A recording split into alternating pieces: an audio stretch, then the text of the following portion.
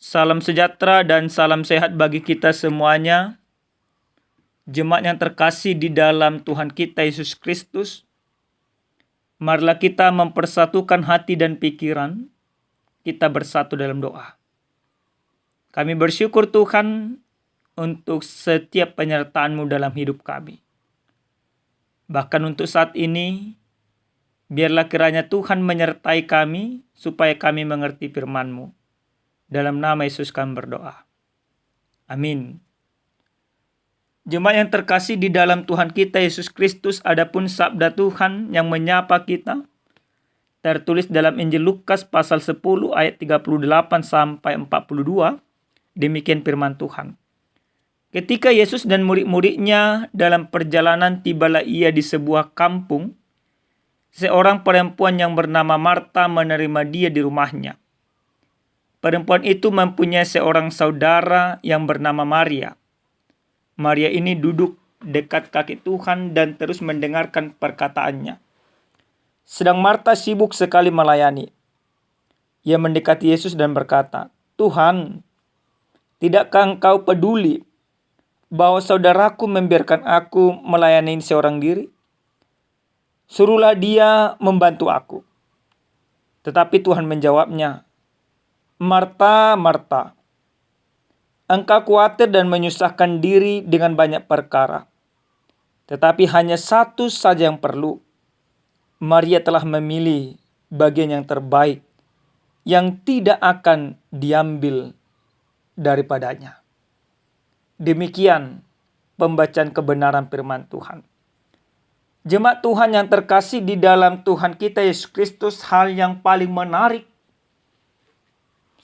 dari pelayanan yang dilakukan oleh Yesus.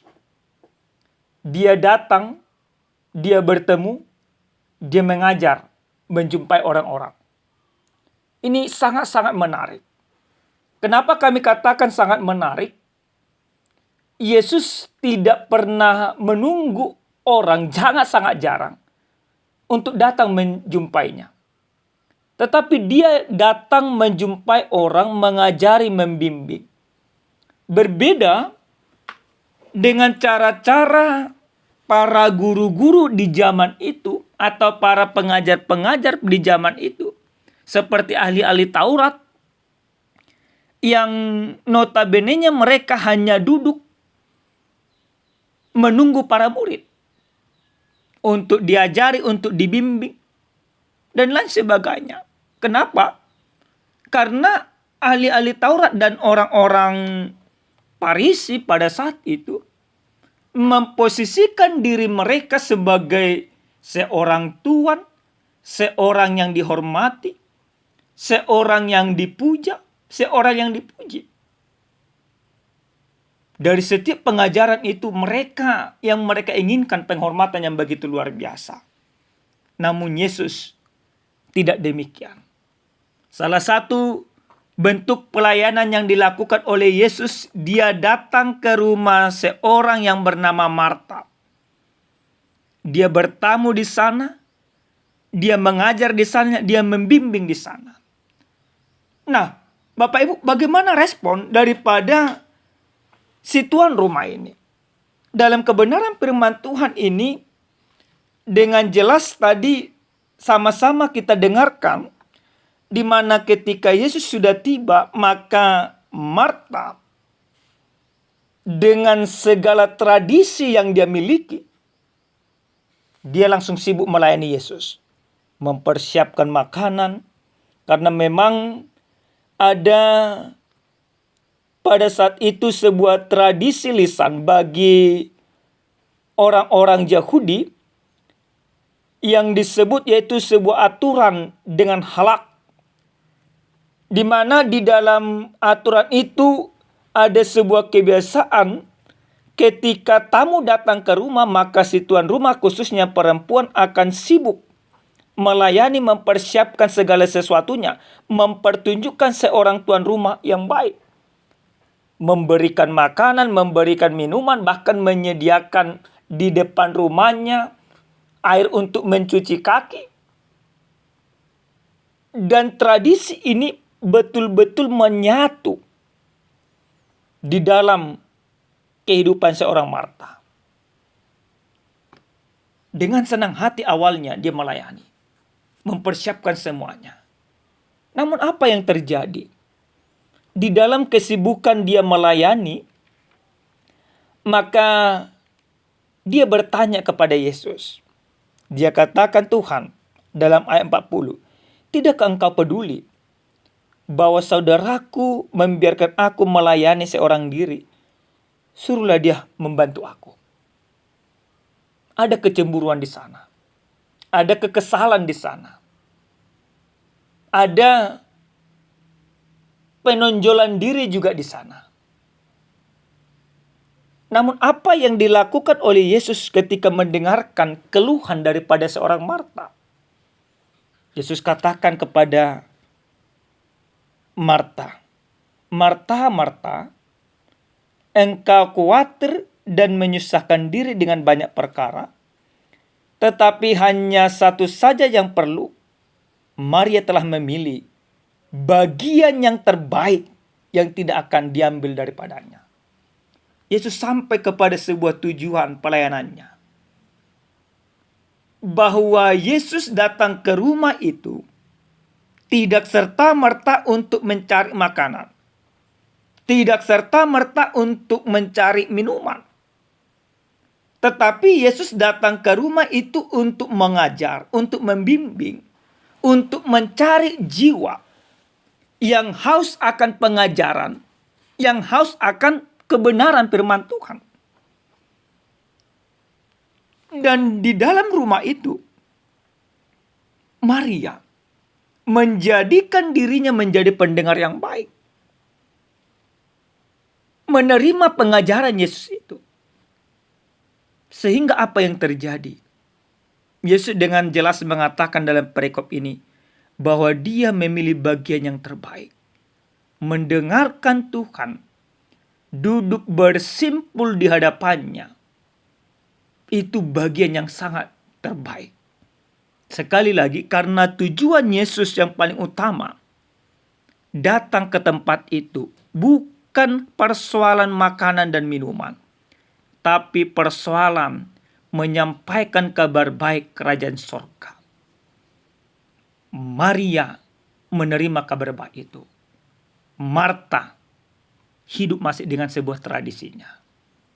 Nah, Bapak Ibu yang terkasih di dalam Tuhan kita Yesus Kristus, lalu mari kita kembangkan firman ini. Kita tarik firman ini ke dalam diri kita. Sesuai dengan tema yang dikatakan memilih bagian yang terbaik. Yang pertama Bapak Ibu, kita harus sadar, memang banyak kita seperti seorang Marta di tengah-tengah kehidupan. Oleh karena kesibukan mencari pekerjaan, melakukan pekerjaan demi sebuah tanggung jawab untuk anak dan istri, atau untuk suami atau untuk anak, atau demi tanggung jawab untuk orang tua. Sering sekali kita mengabaikan untuk duduk diam mendengarkan firman Tuhan. Kenapa? Karena kita menganggap melakukan segala sesuatu pekerjaan itu sangat-sangat penting. Yesus tidak memarahin, Yesus tidak melarang Marta untuk melakukan pekerjaannya. Tapi Yesus mengingatkan pada saat itu supaya Marta memberikan sedikit waktu untuk mendengarkan Yesus. Nah, Bapak Ibu yang terkasih di dalam Tuhan kita Yesus Kristus, silakan kita melakukan segala pekerjaan kita dengan baik, dengan penuh tanggung jawab. Tapi kita jangan lupa untuk datang bersimpul di hadapan Yesus untuk mendengarkan pengajarannya. Jangan kita lupa untuk datang ke dalam persekutuan mempermuliakan nama Tuhan.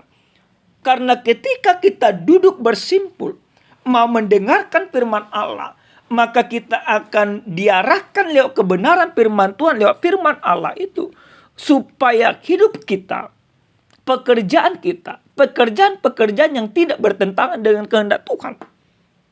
Itulah pentingnya bagi kita memilih bagian yang terbaik, mendengarkan firman Allah, supaya firman Allah yang kita dengarkan ini bisa kita praktekkan. Maka pernah kami dengar istilah seorang teolog mengatakan bahwa praktek tanpa teori sama saja kebutaan. Dan teori tanpa praktek sama saja kebodohan.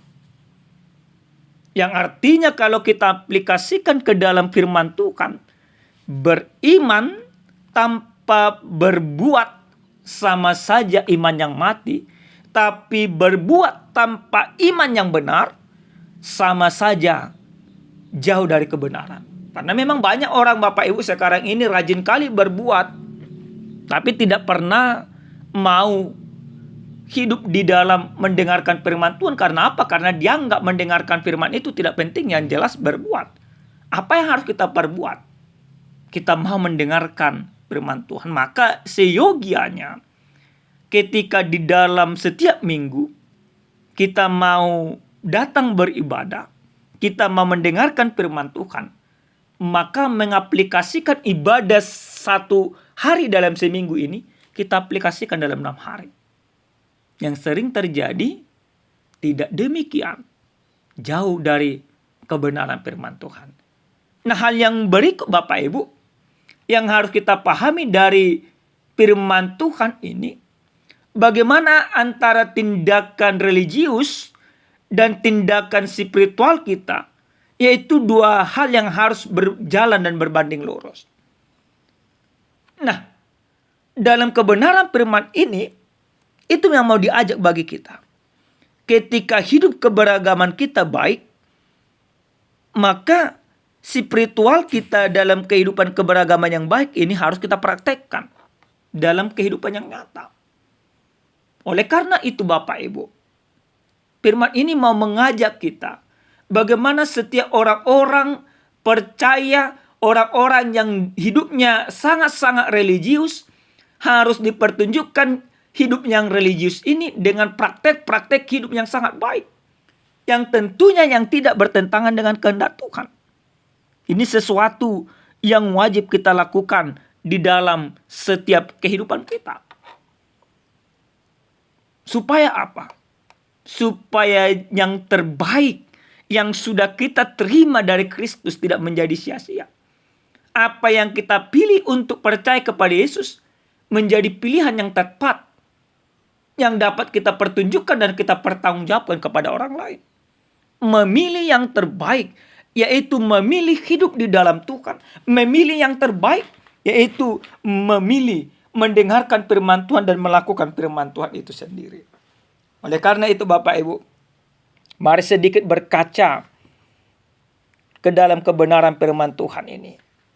Apakah kita sudah menjadi seorang murid yang sudah memilih bagian yang terbaik di dalam kehidupan kita? Atau kita masih seorang Kristen yang sibuk dengan segala kesibukan? Untuk mendengarkan Tuhan tidak sempat lagi, untuk berdoa pun tidak sempat lagi. Kalau sempat ya berdoa. Kan banyak seperti itu Bapak Ibu. Makan kalau sempat berdoa, berdoa. Mau tidur kalau sempat berdoa ya berdoa. Bekerja kalau sempat berdoa ya berdoa. Kalau tidak sempat ya tidak masalah. Tapi lihat firman ini kita mau diajarkan tidak lagi demikian. Bagian yang terbaik yang harus kita lakukan, yaitu memberikan diri untuk duduk bersimpul di hadapan Yesus. Mendengarkan firman Tuhan. Dan setelah itu kita mempraktekkan firman itu lewat kehidupan kita, lewat karya kita yang baik, yang sesuai dengan kehendak Tuhan. Amin. Kita berdoa. Kami bersyukur Tuhan kami untuk firman Tuhan yang sudah kami dengarkan pada saat ini. Biarlah kiranya dalam hidup ini kami memilih bagian yang terbaik. Mendengarkan firman-Mu dan melakukan firman-Mu dalam kehidupan kami. Terima kasih Bapa. Dalam nama Yesus kami berdoa. Amin. Salam sejahtera bagi kita Bapak Ibu. Tuhan Yesus memberkati.